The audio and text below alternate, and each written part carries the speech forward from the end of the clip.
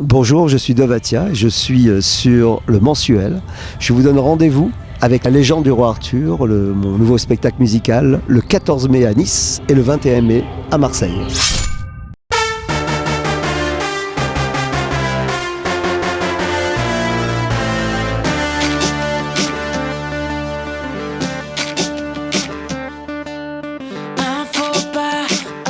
L'accueil du public a été dithyrambique, les gens, on a un bouche-oreille que j'ai jamais eu si ça me rappelle les 10 commandements, c'est un bouche-oreille vraiment exceptionnel.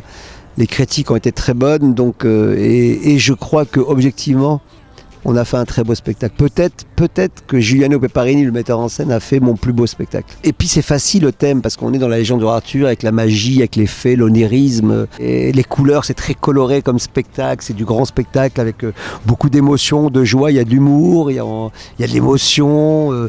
Voilà, c'est aussi l'histoire permettait de faire ça aussi.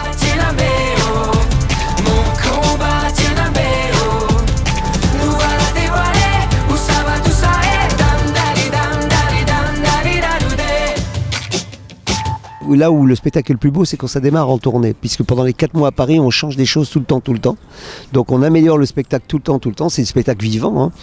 Et après, disons, il y a une autre chose, c'est que les Français ont aimé le spectacle, mais aussi les étrangers. Donc on a eu beaucoup de producteurs de plein de pays qui sont venus voir les Légende du roi Arthur et qui ont adoré. Et donc j'aimerais m'occuper de l'international. J'aimerais que ce spectacle voyage. Il n'y a pas de raison que ce soit toujours les Américains qui nous envoient leur spectacle. Donc c'est bien que le spectacle français, les Légende du roi Arthur, ça voyage dans le monde. Je plie sous le poids de la douleur tenace qui broie mon âme sans merci. Je prie sans la foi pour que le temps efface cette rage qui ronge mon esprit. Il y a un retour à l'esprit chevaleresque, aux valeurs du chevalier, le don de soi, la bravoure, le sacrifice, l'amour courtois, l'amour où on aime sans rien attendre en retour. Et en période de crise aujourd'hui, et je le vois pendant le spectacle, ce qui touche énormément les gens, c'est le retour à ces valeurs, puisque le roi Arthur à la fin, il pardonne, avec la dernière scène, il pardonne à la femme qu'il aime en disant « Mon plus grand bonheur sera de la savoir heureuse, même si elle est loin de moi ».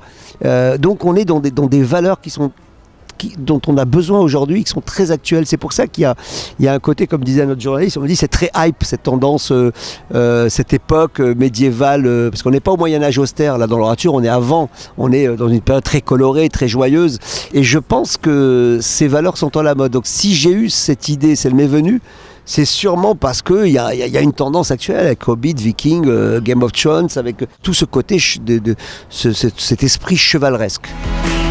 Mon Dieu, faites qu'un jour je lui pardonne.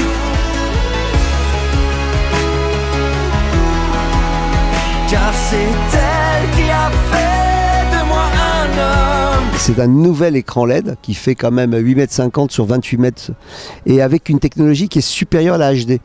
Donc ce qui permet de ne pas avoir de pixelisation et d'avoir un réalisme dans l'image. À cela, on rajoute la projection frontale.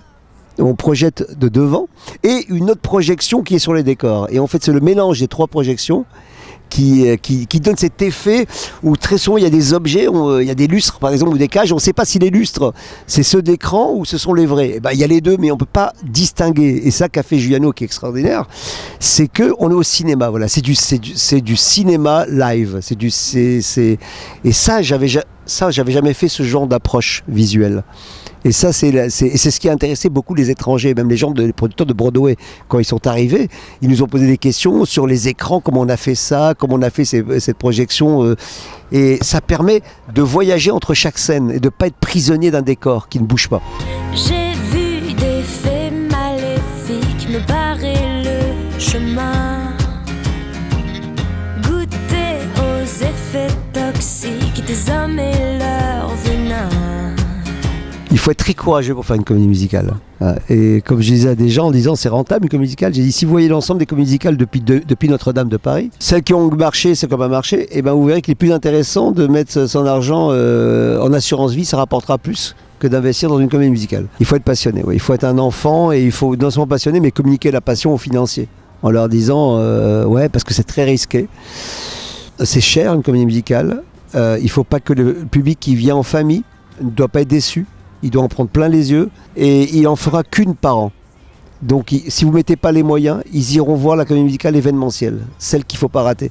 Donc si votre comédie musicale n'a pas quelque chose d'exceptionnel, vous plantez. Donc il faut mieux dépenser plus et se dire je vais faire le plus beau des spectacles de l'année que faire des fausses économies. Y a quelque chose de magique entre toi et moi. C'est comme un champ magnétique qui ne s'explique pas.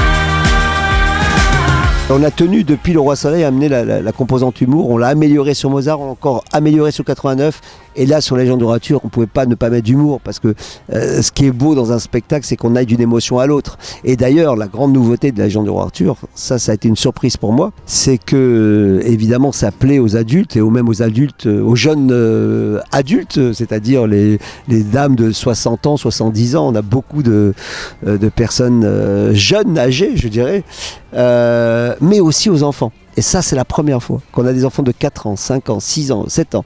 Et on a des salles l'après-midi où la majorité sont des enfants.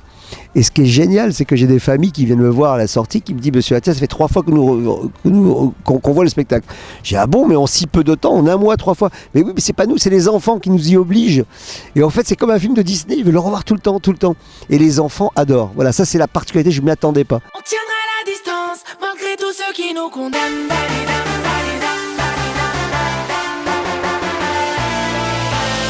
On tiendra la distance malgré tous ceux qui nous condamnent.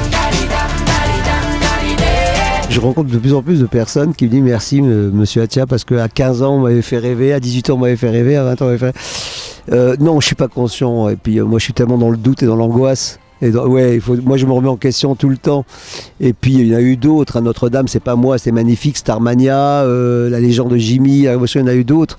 Et puis moi je dois beaucoup à cela, et je dois beaucoup à Robert Hossein. Robert Hossein a été mon père spirituel, parce que c'était le premier à avoir fait des très grands spectacles. Il n'y avait pas encore la dimension des chansons, mais qui a donné ce côté un peu épique dans ces spectacles. Et quand j'étais spectateur, je rêvais déjà de rajouter des chansons à ça et donner un côté. Donc non, je n'ai pas conscience, mais je travaille beaucoup. Et avec des talents. Surtout, ma seule qualité, c'est de donner, de communiquer une passion, de faire travailler des gens très talentueux. Parce qu'on ne fait pas ça tout seul.